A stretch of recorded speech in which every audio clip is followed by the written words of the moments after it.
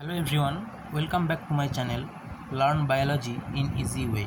In this video I am going to discuss about an important topic, that is nucleosome model.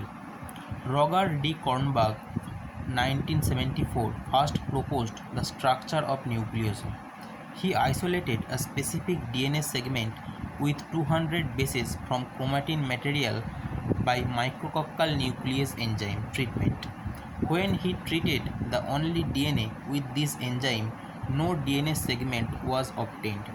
He came to the conclusion from this observation that the DNA could easily be degraded when it was let alone, that is, not with histone. At low ionic concentration, DNA-protein complex in a chromosome represents a fiber called the nucleofilament or chromatin fiber, about 10 nanometer in diameter. It resembles beads on a string, where beads are nucleosomes and the thinner thread connecting the beads is naked DNA called linker DNA or spacer DNA. The distance of linker DNA between two nucleosomes is 60 base pair. Each nucleosome is a flattened cylindrical particle about 11 nanometer in diameter and 5.7 to 6 nanometer in thickness. The nucleosome contains a core particle. Core particles. These particles are obtained when 200 base pair chromatin material is treated or digested with micrococcal nuclease, but the particles are resistant to this enzyme. A core particle contains the following. The core particle contains an octamer of 2 copies of each histone, H2A, H2B, H3 and H4. The particle also consists of 140 base pair DNA. In core particle, firm attachments are made in the following octamer: H2A, H2B and H2B, H4. But loose or weak attachments are also noticed in H2A, H3, H2A, H4 and H2B, H3. The union of H3, H4 forms tetramer, while dimer are produced by the attachment of H2A, H2B, of which one lies above and the other below of the core histone. The histone core is wrapped by 146 base pair DNA by 1.65 turns. DNA double helix is coiled into a large helix or superhelix with 2 turns around the histones in the middle of the particle. The 2 turns of the DNA double helix will almost touch, since DNA is 2 nanometer thick and the particle is only 6 nanometer thick.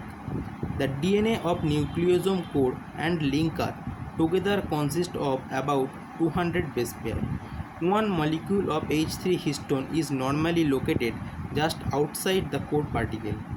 This H3 histone is associated with both ends of the DNA as it enters and exits from the core particle. One molecule of H1 histone remains associated with octamer and linker DNA outside the core particle. This is a model of a nucleosome showing role of H1 histone, which is attached at the entry and the exit of 2 turns of 166 base pair long DNA. H1 protein remains loosely attached to linker DNA. The core particle, linker DNA and H1 histone constitute a chromatin subunit called chromosome or mononucleosome. Nucleosome packing or solenoid structure. The electron microscopic structure revealed that the next level of packing above the nucleosome is the 30 nanometer chromatin fiber, 10 nanometer polynucleosome.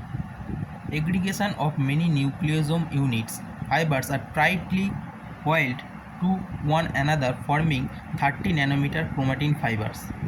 H1 histone plays an important role in this process. Coiling of 10 nanometer nucleofilaments creates a cylindrical structure with 5 or 6 nucleosomes per helix called solenoid. Thus, 30 nanometer structure is known as solenoid. This coiling is not sufficient enough and it needs further condensation or packing of 30 nanometer fibers. Super solenoid model. The 30 nanometer fiber forms a series of condensed loops, each of which contains DNA from tens to hundreds of kilobase pairs. The loops are further condensed to form chromatin fiber, which is 300 nanometer in diameter. The fibers are then coiled into chromatid.